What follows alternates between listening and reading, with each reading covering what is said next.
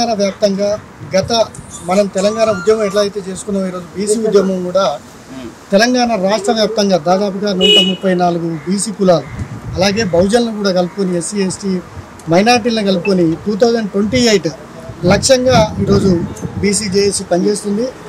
దానిలో భాగంగా జయశంకర్ భూపాలపల్లి జిల్లా మల్లన్న టీం అలాగే బీసీ నాయకులు కూడా ఈరోజు రావడం జరిగింది. ఒకవైపు మల్లన్న పైన గత ప్రభుత్వం దాడులు చేసింది, ప్రభుత్వంలో ఉన్న నాయకులు ప్రస్తుతం అధికారం పోయిన తర్వాత కూడా దాడులు కంటిన్యూగా జరుగుతున్నాయి.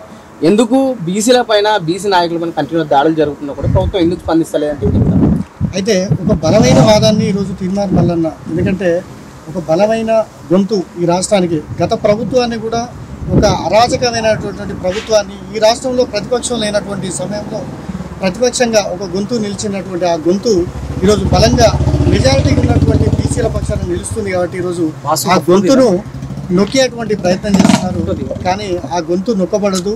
ఇతర గొంతుల్ని నొక్కేటువంటి బలమైన గొంతు ఈరోజు తీర్మార్ మల్లన్న గొంతును నొక్కే క్రమం లోపల ఈరోజు మన గత ప్రభుత్వం చేసిన దాడులు కాకుండా ప్రస్తుతం కూడా మొన్న బీఆర్ఎస్కు సంబంధించిన కల్వకుంట్ల కవిత, అలాగే జాగృతి రౌడీలు మన మీద ఎట్లయితే దాడి చేశారో ఆ దాడిని మనం తిప్పికొట్టడం జరిగింది. అలాగే ఈ రాష్ట్ర ప్రభుత్వం కూడా ఒకే దెబ్బకు 2 పిట్టలు అన్నట్టు ఈరోజు తీర్మార్ మల్లన్న గారి మీద దాడి జరగడం, అలాగే కవిత మీద రివెంజ్ తీర్చుకోవడం కోసం కనీసం అక్కడ దాడి చేసినటువంటి వాళ్ళ లిస్టు కూడా మనం బయట పెట్టినాం.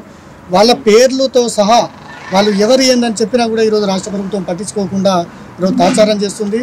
దీన్ని తెలంగాణ రాష్ట్ర వ్యాప్తంగా ఉన్నటువంటి బీసీలు కానీ ఇతర ఏదైతే మల్లన్న అభిమానిస్తున్నారో వాళ్ళందరూ కూడా నిశ్చితంగా పరిశీలిస్తున్నారు. దీని గురించి చర్చ జరుగుతుంది. ఈరోజు రాష్ట్రంలో అనివార్యంగా ప్రతి పార్టీలు కూడా బీసీ అనేటువంటి పరిస్థితికి తీర్మార్ మల్లన్న గారు.